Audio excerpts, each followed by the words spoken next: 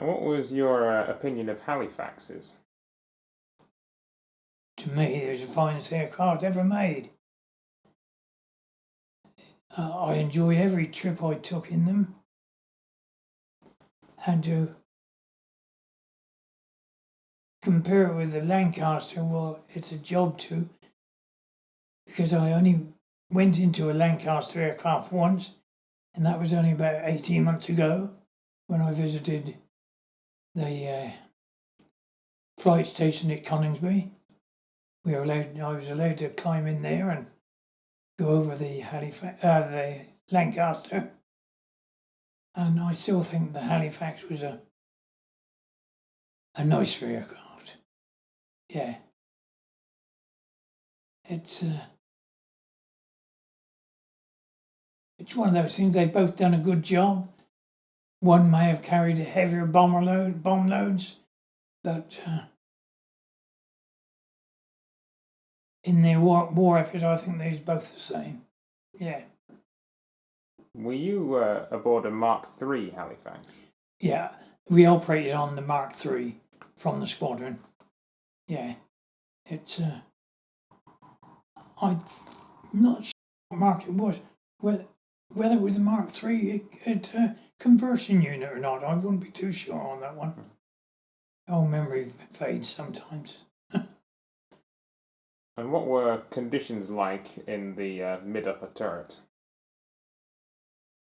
Very cramped as far as that goes. But then you didn't want to move about. You were sitting there and your turret moved with you. And you gazed and looked all around, up, down, all around. It was a lovely flying position, I think, for seeing things as well, you know. Yeah. Beautiful. Bolton Paul turret. Yes. Many days ago now. But I did manage to get into a Halifax. That'd be last year, I think it was. We went up to RAF Wellington in Yorkshire, and I was allowed to climb aboard there, which I had to have a little assistance getting in, but it was, it brought back a load of memories to me, good and bad. And I was only disappointed that Elizabeth wasn't allowed into the aircraft there, although she did climb aboard the Lancaster, as did our friends. But my friend Chris from workshop, he helped me in and out of the aircraft, same as he did the Dakota. But the Halifax, it's a shame they didn't save one so it could have joined the memorial flight. Why that never come about, I don't know. Except they are rebuilding one in Canada, which I sometimes get little whippets of news from, but I haven't had one lately. No. Lovely aircraft.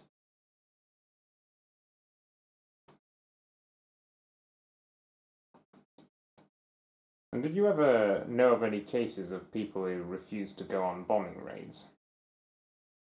No, I heard that some people did, and then there's classes, LMF, I think their initials, lack of moral fibre, and I think it was disgusting for those chaps to be labelled with such a thing.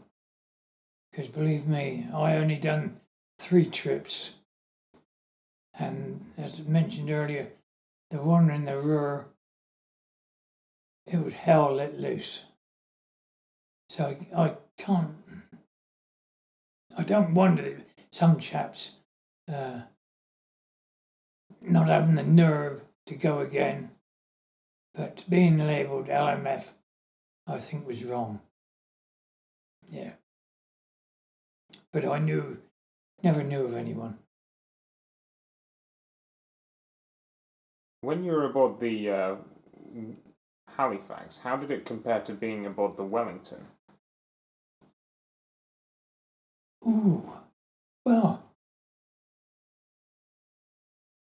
quite a different experience in a way, because when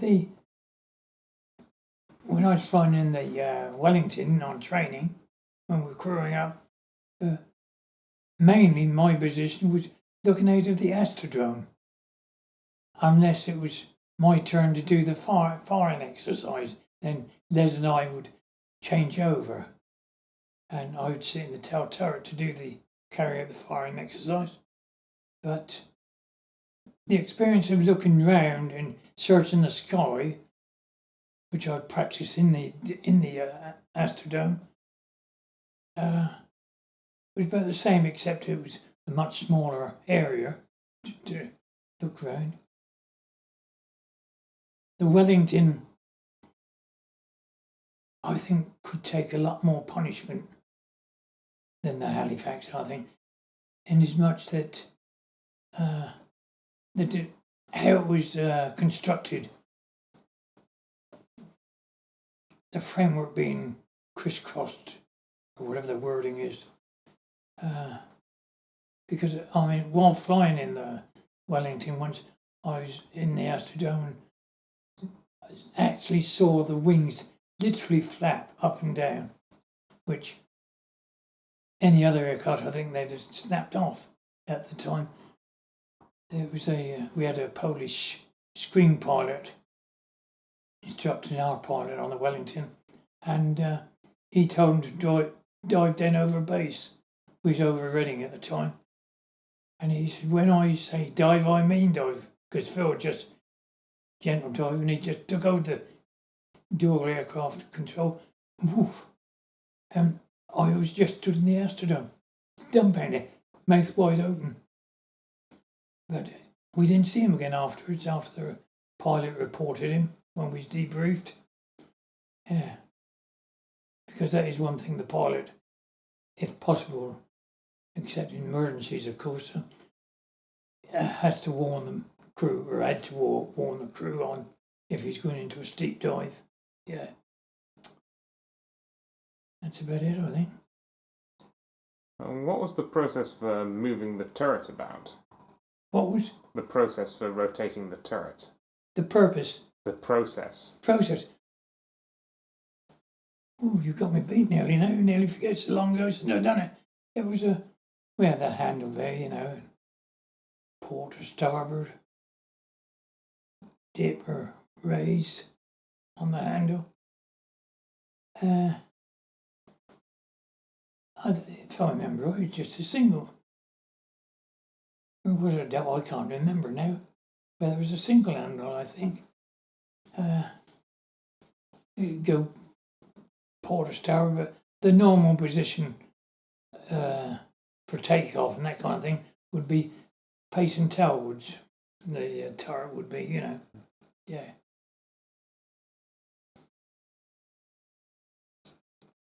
And what was the process for takeoff?